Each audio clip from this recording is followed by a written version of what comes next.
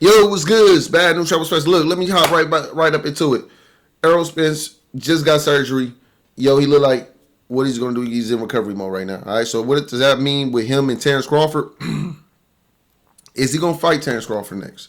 They still got the rematch clause. That's saying what he want. But where you gonna fight at 154? We gonna fight at 147. All right. So us personally, he need to go up to 154. But at the same time, he need to heal up, and really his brain need to heal, and really everything need to heal with Errol Spence, because right now it's not a good look. When you out from time like that, you out from surgery like that. When you want to just jump right back in there, man. If he was bad before, he's going to be. He's not in a better position now. Okay, so he's not in a better position, and we see people to come back from different surgeries like this. He don't look good now. Errol Spence, people believe, yo, that wasn't the best him that night. Do I believe it wasn't the best him that night? It was the him that came in the damn fight. That's who he was. It was him that came in the fight, and I picked Errol Spence to win. He didn't win. Crawford did his thing. He came out. He got the victory. Crawford only been looking healthy. He be looking bulkier. He be looking bigger. He out there just got more confidence. His confidence on top of the road. But right now, Crawford is hitting the place in his career where he's kind of full. He had two undisputeds. He beat his rival, so-called rival. He fulfilled so much, and at this time, he is staring at the end of the road. He really, really, really don't want a loss, but at the same time, I don't want him to be in a lost motivation. See, it's the main fight that we talk about. We look at Jerron Boots Ennis. We look at Terence Crawford. And see, in that fight right there, who will win? Crawford got a lot of experience. Crawford could probably beat Boots. But see, the thing is this right here. It's a psychological warfare. It's a psychological mindset. This is what it is right here. When you are the hunter and you are the hunted. When you are the predator and when you are the prey. When you are the champion and when you are the challenger. It's hard having a mental mindset.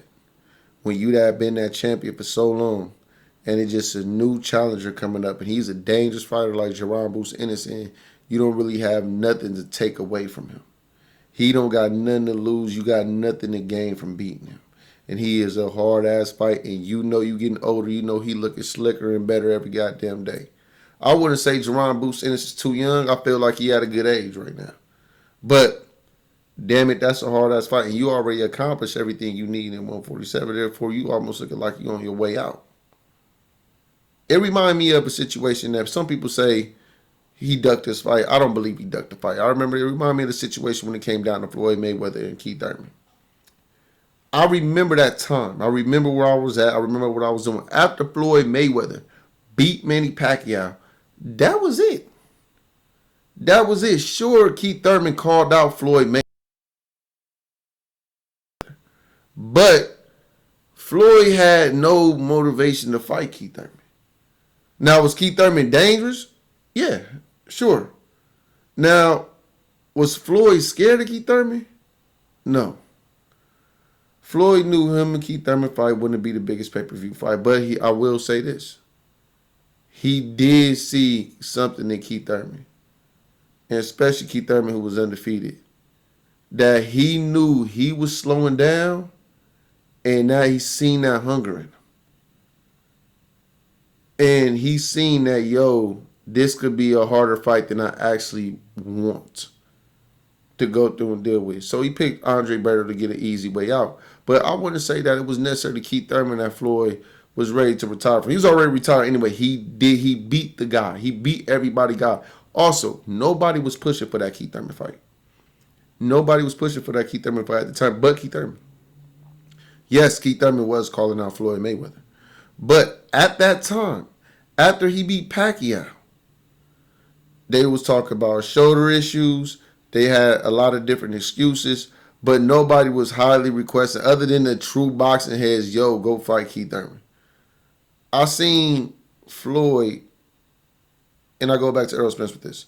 When it came to Floyd Mayweather in that situation, yo, he kind of already inspired Errol Spence at the time. He already inspired Errol Spence at the time. And it was at a situation he knew Errol Spence was coming. You could say Floyd wanted to get out of there before it got too hot with that. He could say, yo, he see Terence Crawford is coming. He gonna come up eventually. It was getting hot. Floyd got up out of there with that. He seen what Kell Brook was doing. Kell Brook beat Sean Porter. Kell Brook was an IBF champion. Why not go for the IBF belt and you become undisputed? He could have went that route. But he knew that was hard. That's a young champion right there. And that Kell Brook was the toughest Kell Brook. That was the Kell Brook to beat Sean Porter was the toughest Kell Brook. That was the best one. No injuries, pre-Triple G. Yo, that Kell Brook, yo, it was something else. So you could throw those on Floyd, but he seen too many options, too many dangers, and he knew he himself was slowing down. And he beat the big guy. He beat Pacquiao. What I'm saying is this right here when it comes to Terence Crawford and Jerron Ennis is that, yo, you have to want it. And you got to want it bad. And you got to want it bad. You can't be all the way full. You saw what happened when Roy Jones was full and he went back and fought Tarver. He got knocked out. First fight could have went either way. Second fight got knocked out second round. It's the lack of motivation. When you done got everything that you wanted, it's the lack of motivation. Like I said, he was going to be down to fight Jermell Charlo. That's what killed Crawford motivation is the Jermell Charlo. After Charlo lost to Canelo, he don't even really want to fight with Charlo.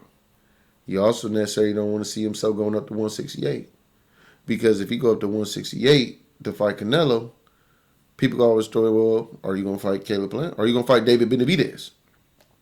They could always throw up another fighter on there. See, he wanted to go to a 3-time undisputed when it was easier to do. See, he was down to fight Charlo for 3-time undisputed at 154 because I was only one fight away at 154. He not necessarily trying to do the whole hunting match. Again, he ain't got them years left, baby. He ain't got all them years left, baby. He's just trying to get his 154. He wanted one fight with Charlo, and that be it. That's it. He not trying to do the hunting. He ain't got the years for that no more. He ain't got the time for discussions. People talk about they gonna do this, they gonna do that, other sides of the street and shit like that. He ain't got the time for that shit. But it's Asian, baby. It's Asian.